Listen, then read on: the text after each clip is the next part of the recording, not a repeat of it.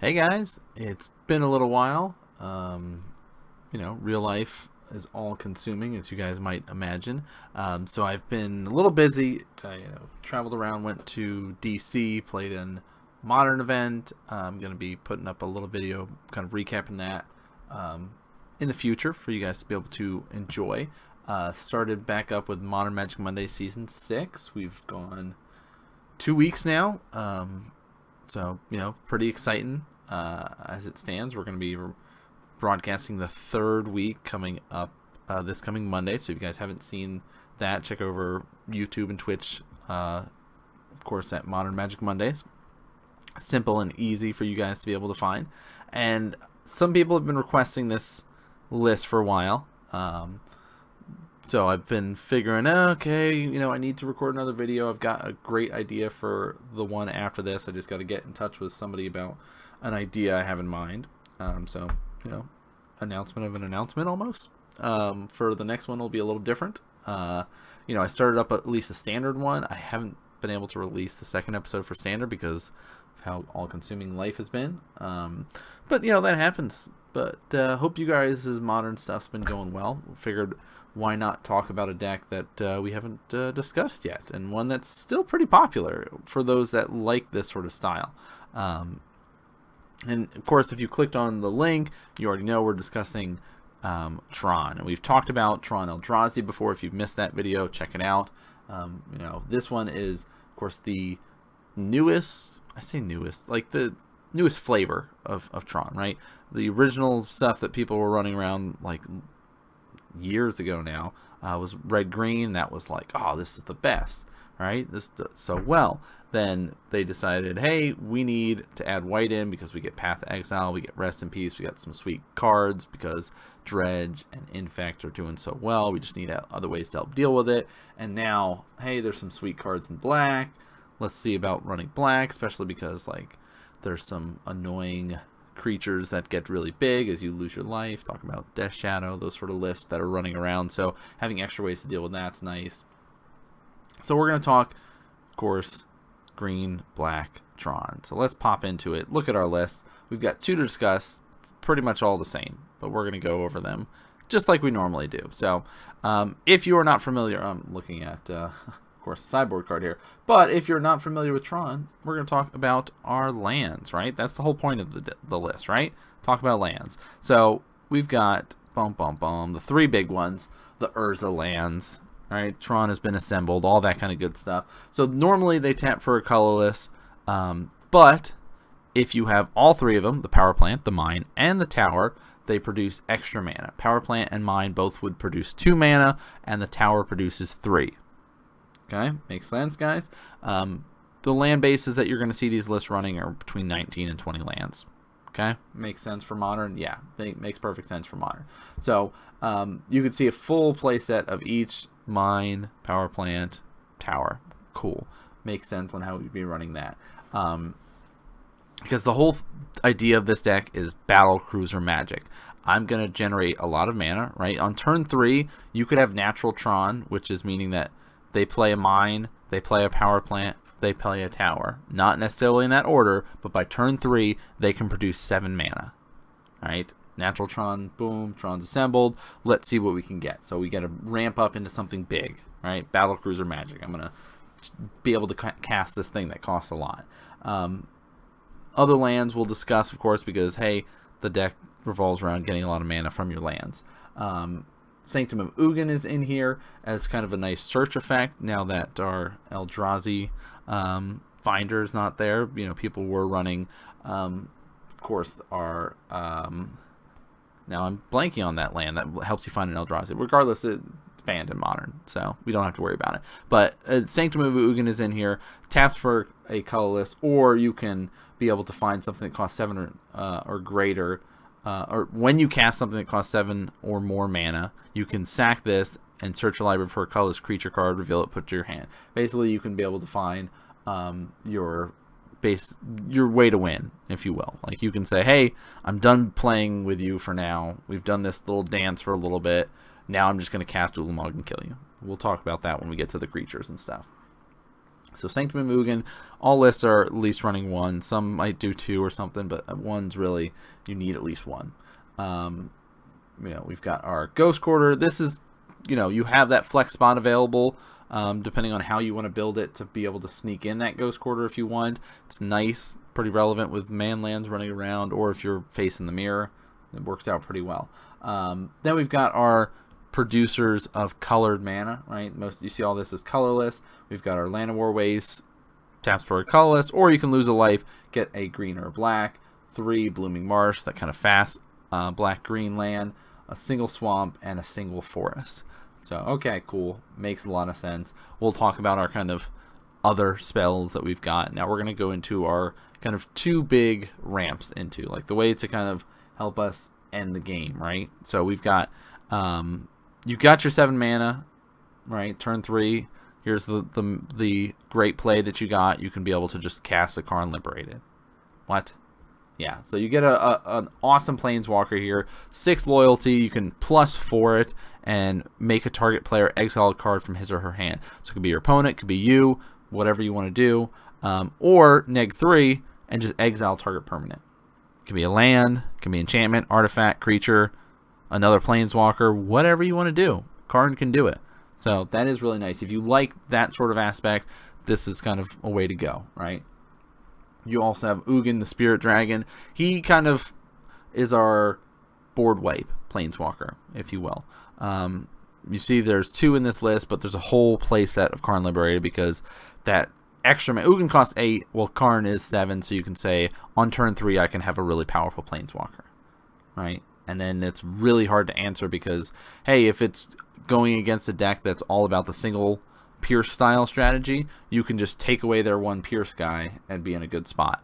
Ugin, on the other hand, is our kind of board wipe Planeswalker. So 8 mana for 7 loyalty, +2, deal 3 damage to target creature or player. Cool, makes sense.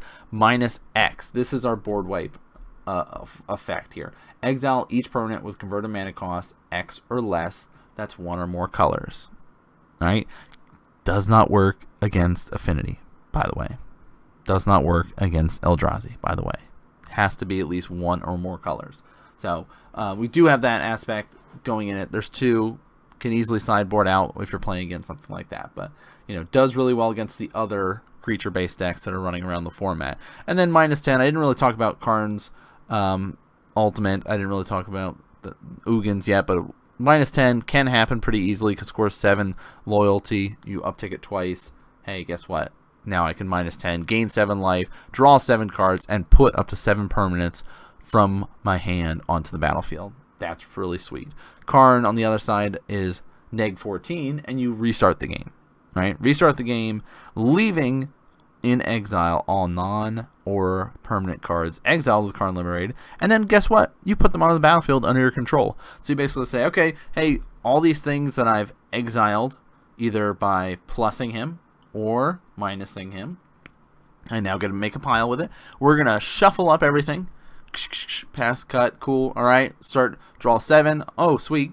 Oh, and that pile that I've been exiling away this whole time, now all of this can enter the battlefield too. So those lands that I might have been targeting, maybe there's some creatures I got, maybe I got a Planeswalker out of it. That's all on the battlefield, right? So have fun with that. So there's that fun aspect to it. Then you see there's not as many creatures that are kind of running around the list, but we'll talk about the creatures next, right? Walking Ballista, I think this is a great addition to the list. I love Walking Ballista. We've seen it in like Tron Eldrazi, but it just fits nicely in, especially if you're like, all right, I'm going to generate 7 mana, right? Cool. Here's a Walking Ballista, right? For 3. Just on turn 3, Walking Ballista for 3 is nice. And later in the game, you've kind of gone this long, drawn out stuff. You've got a lot of lands. Top decking that Walking Ballista, you could just kill somebody, right? It's very easy to just be able to make him bigger than a 3/3 easily, right? And you sit here, pay 4, put an extra +1 counter on him. Well, when my lands generate 7 mana off of 3 of them, it's pretty easy to be able to put extra counters on it or make him bigger. So I like just the one of in there. Wormcoil Engine is the big one that most people think of when they think of creatures from Tron, right? hey, Wormcoil is going to be our 6/6 for 6, Death Touch, Lifelink. If it dies, all right, guess what? You get 2/3/3 colorless worm creature tokens, one with Death Touch and one with Lifelink. Power, right? Works out pretty well. There's some variance on how many numbers of Wormcoil people are running, and it changes from time to time, but again, Wormcoil is always in the list. World Breakers also are change in the numbers that we are seeing, right? Because it's a great card, you know, cost 7, 5/7 with reach. Don't forget, this guy's got reach. When he enters the battlefield, exile target artifact, enchantment, or land. Sounds great, right? Then you can pay 3, sack a land, and return him from your graveyard to your hand. So if by chance your opponent is able to kill this thing off, well, hey, it's gone on longer, drawn this out a little bit. I don't need this land, right? I can tap my Urza's Tower for 3 mana and sack just one of my basics and bring back World Breaker. Now, don't forget, though, it does cost a green to cast, so you will need that. And then our big battlecruiser baddie of the deck, the Game Ender himself, Ulamog the Ceaseless Hunger. Oftentimes, when he is cast, the game just ends. Exiling 2 permanents on the cast trigger. Doesn't have to be entering the battlefield.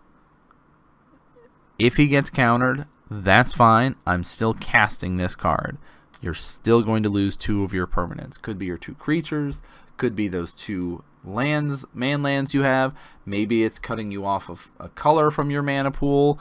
Whatever it might be, you're going to be in trouble. If I'm able to get this guy to resolve and you don't have a path to exile, guess what? You're going to be milling and exiling with top 20 cards whenever I declare an attack with this guy. Oh, and by the way, he is indestructible. 10/10, 4/10 mana. He's the one that we're using our Sanctum of Ugin to find, right? We say, hey, something, when I've casted this card and liberated, costs 7 or greater, now I can sack this Sanctum of Ugin and find Ulamog and kill you. So Ulamog's a great one. Like, again, 1 to 2, don't go above 2.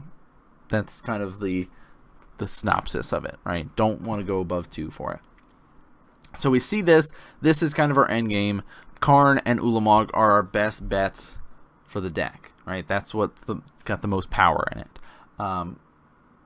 Now, spells, again, there's those spells that we see in every list. We basically have accelerators, we have land finders, we've got removal, essentially, is the light version of it, if you want to categorize it in 3 ways. So accelerators, Chromatic Sphere and Chromatic Star, right? Pay 1, cool, I get this guy out, I sack it for 1 mana, add a mana of any color to my mana pool, and when it goes to the graveyard, I draw a card. So these guys most often are getting you green mana to be able to cast your searchers, right? I'm going to search for a land with this green mana. But drawing cards, helping to keep you in the game, works out really nicely. So those are really important for the deck. You see often full play sets, and that's kind of where you need to be for that. We've got our fine lands, if you will.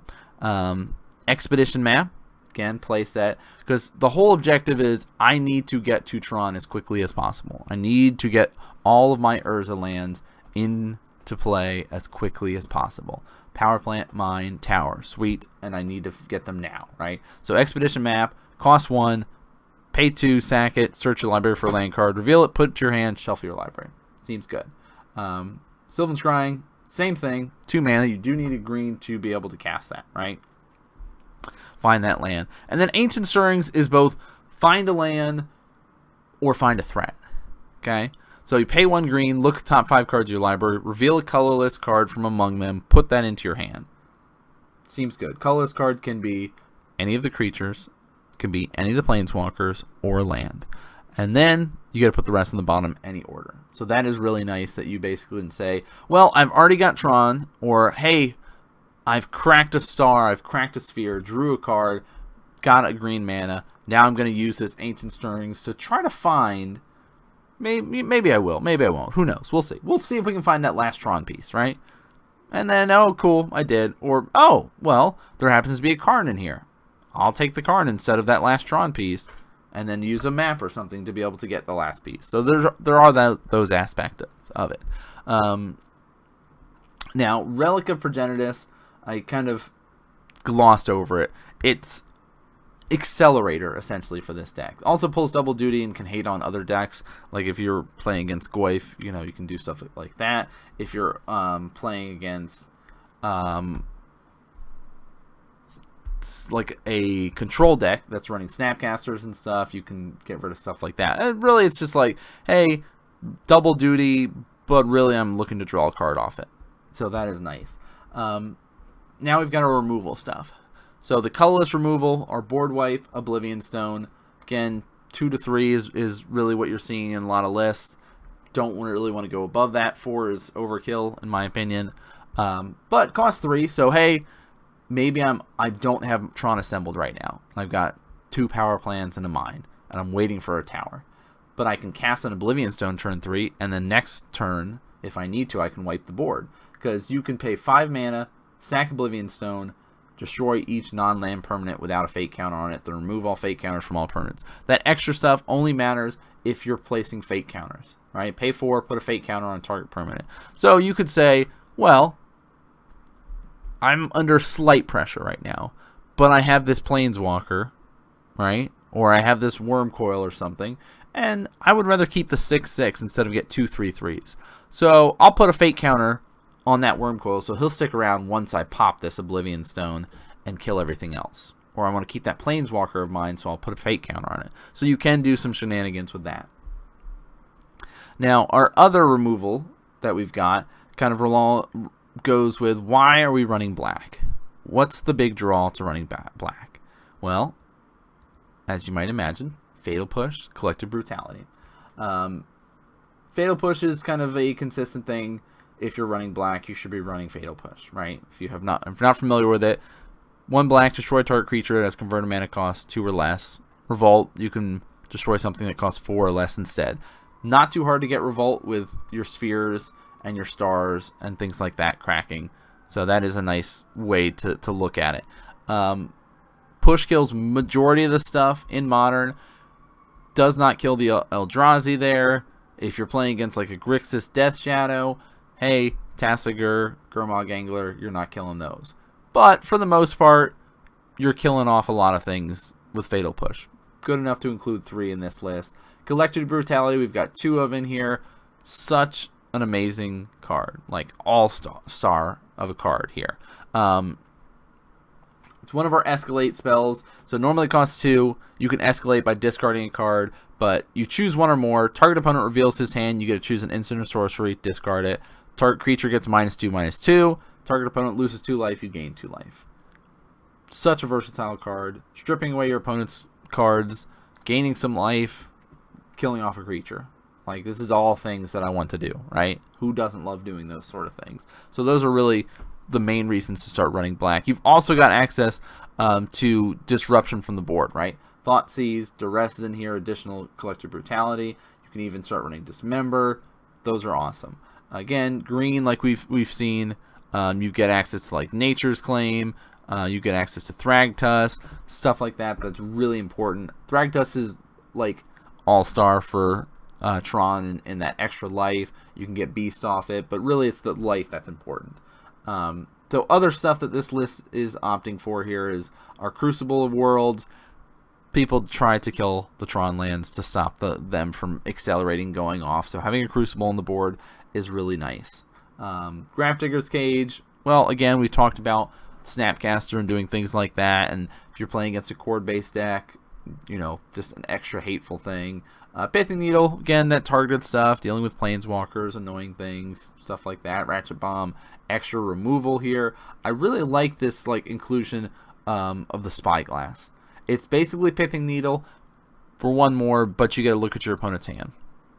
So that's really nice. So that's kind of our first look at this Tron list. Very, very close to pretty much all the other lists you're going to run. But I did want to highlight Jim Davis's from last month. he was rocking out this list. This one was not running any Collective Brutality main board. They're all on the sideboard. He also shaved down on land.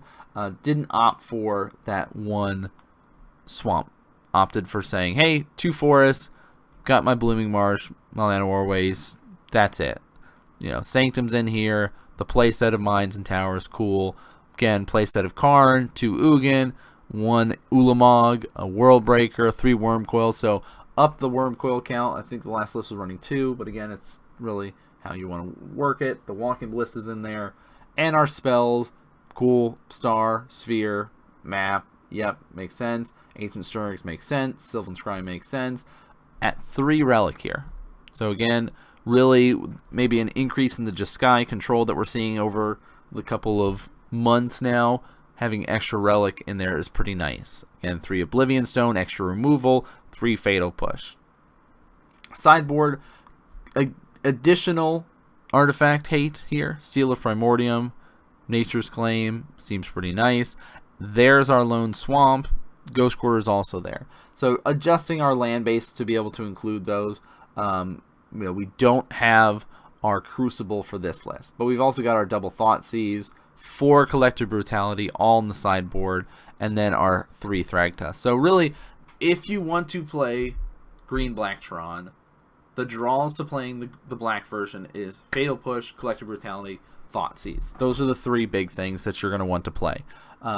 The rest of it, pretty much the green stuff, the lands, the creatures, the planeswalkers, are consistent across every flavor of Tron that runs green, right? Are green, red, green, white, green, black. Mono Blue Tron's a whole different thing that I'll talk about in the future, but did want to discuss that for if you're going to be running this sort of style of Tron. Now, best ways to try to combat Tron: kill their lands, kill their lands, kill their lands. Or be quicker than them, right? You are out of the gate. Infect style does really well. It's hard for the deck to deal with. Yes, they have Fatal Pushes. Yes, they have Collective Brutalities. But you can just go quicker than them and just kill them, right? Because they have a little bit more setup that they have to do. So, that's a great way to deal with them. But the longer drawn out stuff, they can do pretty well. Burn, they have to rely on those worm coils, things like that, to really get there, the Collective Brutalities to help them out. So Burn can do pretty well against it, but if things get going and they're able to get like a Karn or something like that, they can just start picking apart your stuff, messing with you. So you've got to be, again, quicker than them or go for their lands. If you are playing a slower deck, better have some anti-land cards available in your sideboard. If you're running white, there is a great card called Stony Silence. Shuts down activated abilities. Well, guess what? Most of our accelerators, Sphere, Star, even Relic, are activated abilities. I'm not going to be able to do anything if you're not letting me. That also shuts down, of course, our Expedition map. So we're going to have to rely only on Ancient Stirrings and Sylvan Scrying to kind of find what we need. So that is another way to kind of deal with the list. And, it also shuts down Walking Ballista, things like that. So the list is still, like I said, really strong. A lot of people like it. It's that Battle Cruiser magic. So if you're sitting here and you're going, I like to play big dumb dudes, all right, this is the list for you. So I hope you guys have been enjoying this edition of Modern Meta Breakdown, since we were talking about a list that some people have been playing for a while, some people have been talking about. It's I'd say those that play Tron really love Tron. Those that play against Tron a lot don't like Tron. I don't know. It's like you're either in the camp that you love it or you hate it. I haven't really met those people that are like, I'm indifferent to Tron, I guess. Maybe a lot of Infect players might be like, yeah, I like Tron because I get to beat Tron, or I don't really care if I face against it. So I don't know. It's definitely a unique deck choice for those that like Battlecruiser Magic. But that's going to do it for this episode, guys. If you like this sort of stuff, hit the follows, hit the subscribes. check out our weekly coverage that we're doing over on Modern Magic Mondays. Of course, it's on Twitch every Monday, 6:30 p.m. Eastern. The VODs go up on YouTube later that week, so you guys can catch out all that stuff. You know, we are going to start doing some standard stuff on this channel as well from time to time. You guys can be able to check that sort of stuff out. Let me know if there's any other decks that you guys would like to see for a Modern meta breakdown. I've been discussing a lot, almost a whole year worth of Modern for 2017, so we're coming down to the end of the year. We'll see what other cool decks we can discuss. You know, humans will be one of the ones that we are going to be discussing soon, so keep your eye out for that. But that's going to do it for us here tonight, guys. Thanks so much for tuning in and watching, and I'll see you guys next game.